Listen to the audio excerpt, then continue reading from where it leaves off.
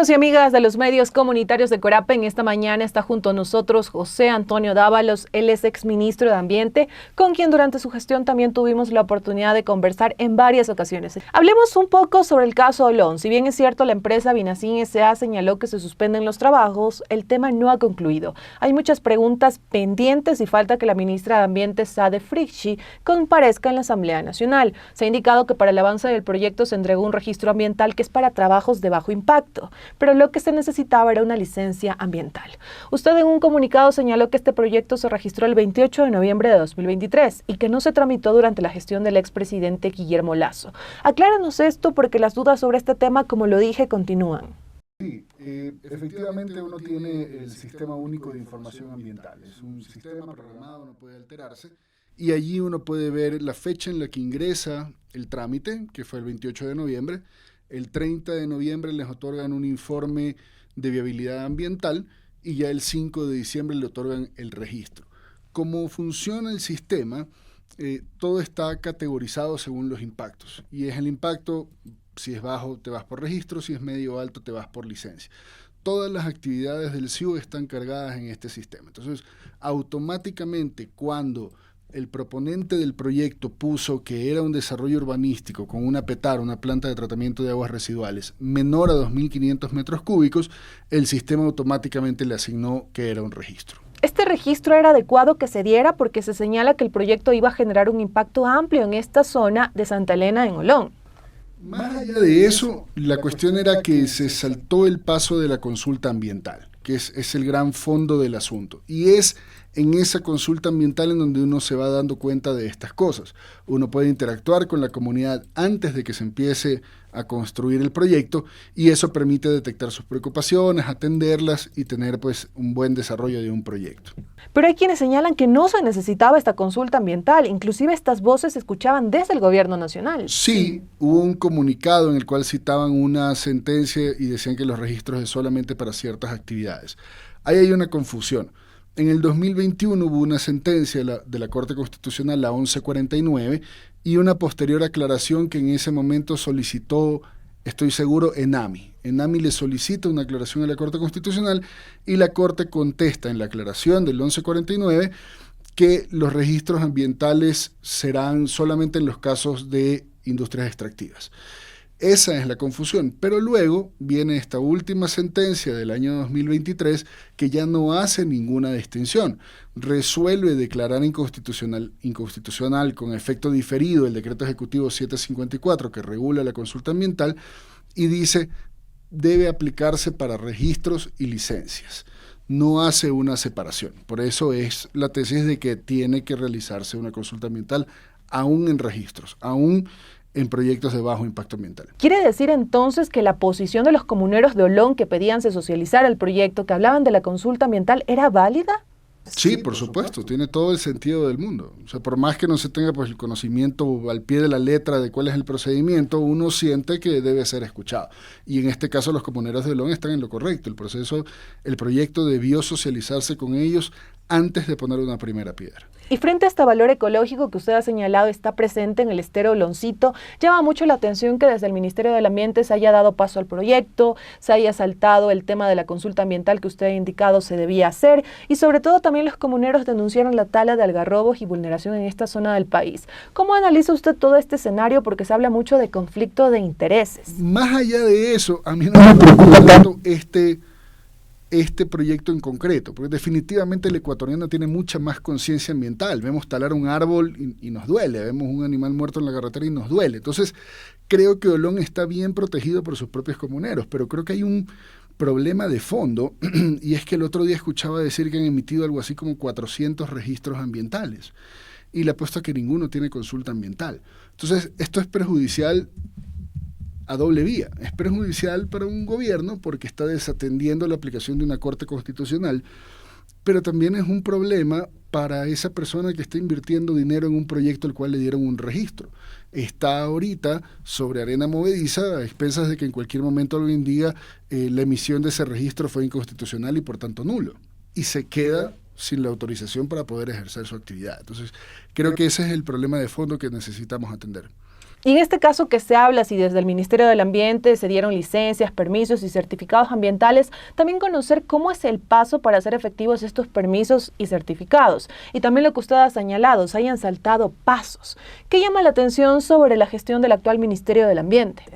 Mire, dirigir un ministerio no es cosa sencilla. Hay muchísimo en el día a día que a uno lo atrapa y es difícil estar pendiente de los detalles, pero es necesario. Yo creo que acá lo que ha ocurrido es eso, se han omitido fijarse en los detalles de las sentencias para poder aplicar el registro ambiental. No es nada que no pueda solucionarse ahora mismo, lo correcto sería en todos esos registros llamar a consulta ambiental, que no debería ser conflictivo porque rara vez hay conflicto con un proyecto que quiere hacerse bien, en el lugar correcto, bajo las medidas correctas, rara vez hay oposición. El tema de la consulta ambiental lo vemos como algo muy, muy necesario en la industria extractivista, pero no menos necesario en el resto de industrias. ¿Y saltarse estos detalles fue adrede o también por falta de capacidad de la persona que está liderando el Ministerio del Ambiente? Le consulto esto porque ha sido muy cuestionado el papel de la actual ministra de Ambiente y también de quienes la acompañan en esta cartera de Estado, que usted ha señalado no es sencillo. Mira, no podría decirle cuáles son las intenciones de otra persona, pero yo siempre prefiero pensar que son errores. Son errores que pueden cometerse, pero son errores que deben rectificarse. El gran problema es que sigue pasando el tiempo, se siguen emitiendo registros y luego de decir corrijamos, en lugar de decir corrijamos esto, estamos defendiendo Olón. Y estamos muy concentrados en el tema de Olón. Y si no se rectifican estos errores, ¿qué consecuencias podría traer para el país? Van a seguir arrastrando ese error. Se puede topar el caso en el que una persona no esté de acuerdo con ese registro y muy fácilmente lo podrá hacer declarar nulo porque no se realizó la consulta ambiental. Entonces, es también una cuestión de seguridad de la inversión. Si yo ya tengo mi permiso ambiental, yo estoy convencido de que ya puedo empezar a construir, pero resulta que no porque me falta algo. Entonces, creo que es ahí donde tenemos que preocuparnos porque las consecuencias puede ser que se revierta un registro y una persona ya tenga hecha una construcción. Exministro, como lo mencioné, la actual ministra del Ambiente debe comparecer en la Asamblea Nacional por el caso Olón. Recordemos que ella también ha tenido una comparecencia por el caso Mecheros. Sus intervenciones han sido muy cuestionadas y aquí uno se consulta hasta dónde puede responder un ministro en estas comparecencias en un espacio como la Asamblea Nacional. En todo lo que pregunten. Me acuerdo cuando ascendí a ministro, lo primero que me dijeron es, en la asamblea tienes que contestarles. Es obligación del sujeto que está sometido a control político y hay que ir y dar todas las explicaciones del caso. A veces uno se puede contar con preguntas que son muy técnicas, pero vale responderlas. Al fin y al cabo ese es el lugar para fiscalizar, para rendir cuentas al pueblo ecuatoriano, ¿no? Y también surge la duda por parte de la población, de estos colectivos y de las personas que habitan en zonas en donde hay una amplia naturaleza y biodiversidad como el estero Oloncito, de si el Ministerio del Ambiente le está dando paso a este tipo de trámites, de proyectos, ¿qué entidad nos protege frente a estas amenazas de grandes constructores? Bueno, los propios ciudadanos, es lo que le decía al principio, hoy por hoy hay mucha más conciencia ambiental, somos más dolientes de ver cómo se afecta la naturaleza, cosa que tal vez no pasaba hace 20 o 30 años, que hubiese sido fantástico, porque tendríamos un muchísimo mejor país. Pero la gente es el principal vedor. Hacer estas denuncias, sacarle provecho a las redes sociales, poder avisar, activarse ante una intención de atropellar algún derecho ambiental. Entonces creo que la ciudadanía es el mejor encargado para eso y lo hace muy bien. Y en este caso también consultarle, nosotros como ciudadanos, a través de qué espacio o plataforma podemos, por ejemplo, conocer acerca de estas licencias que se están otorgando en el país. Usted como ex integrante de la cartera de Estado, que nos cuente para también nosotros conocer y decir, a ver, esto es lo que está pasando en el tema ambiental en Ecuador.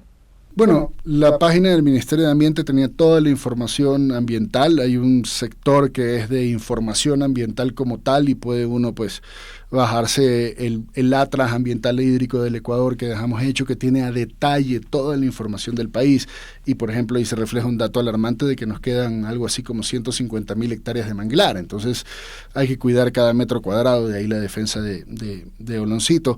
Pero toda la información está cargada en la página web del Ministerio. Más allá de eso, es información pública y uno puede fácilmente pedirle al Ministerio que se brinde o se libere esa información y tiene la obligación de contestarlo en 10 días. Entonces, la información está ahí. Hay que simplemente ir a buscarla para poder protegernos en estos casos. Y conocer cuán importantes son los manglares, este dato alarmante que usted ha señalado, que hay que protegerlos y actuar de manera inmediata. Hablar ahora, pues que estamos hablando mucho del tema del cambio climático, porque es necesario hablarlo, el manglar puede capturar muchísimo más CO2 que un bosque. El océano captura muchísimo más CO2 que un bosque. Es una barrera natural y es un tremendo ecosistema. Tenemos miles de familias en el país que viven del manglar por la captura de cangrejos.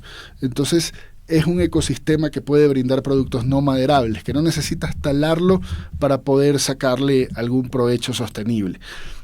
Pero sobre todo hay también y yo soy abogado, para mí todo se reduce a la ley, hay una sentencia de la Corte Constitucional, casualmente la 2218, que hace referencia a la protección que el manglar necesita. Antes usted podía obtener un permiso para construir en manglar y decía un numeral 7, otras actividades que la Autoridad Ambiental Nacional autorice.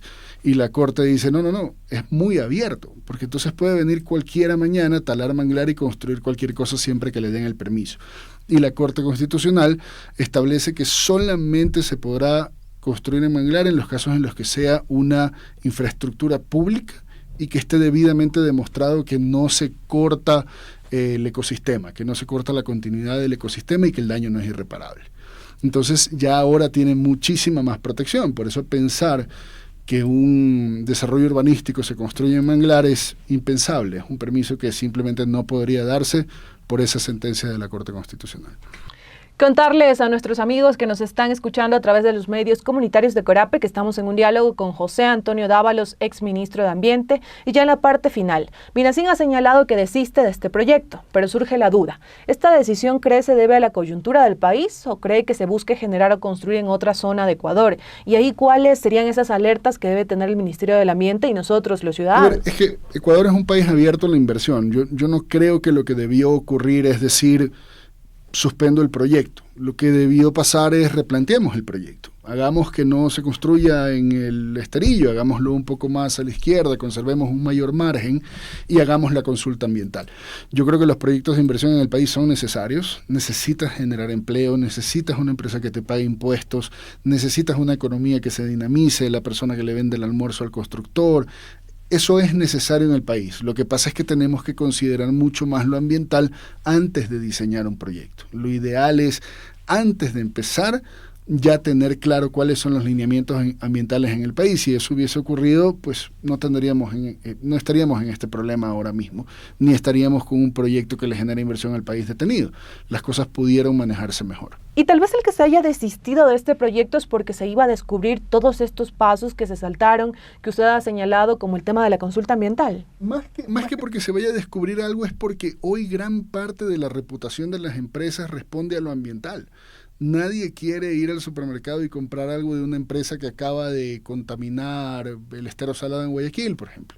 Entonces, evidentemente, continuar con un proceso que ha tenido toda esta atención mediática puede ser perjudicial, me imagino yo, para la reputación de la propia compañía. Entonces, yo creo que se piensa en eso. Ya ahora nos damos más cuenta que lo ambiental tiene realmente una prioridad en todo lo que hacemos. Y ya una última pregunta a consultarle.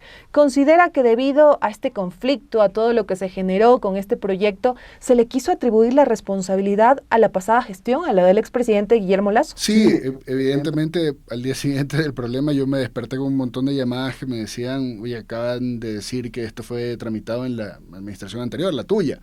Entonces dije, no, me puse a revisar y pude encontrarlo, por eso valía la aclaración, para que no se piense que fue algo que hicimos antes, cuando en realidad se hizo en este gobierno apenas asumió. Le agradecemos por su tiempo, gracias por acompañarnos en este espacio. Un placer. Nos separamos unos minutos de ustedes, amigas y amigos, ya regresamos en los medios comunitarios de Corape.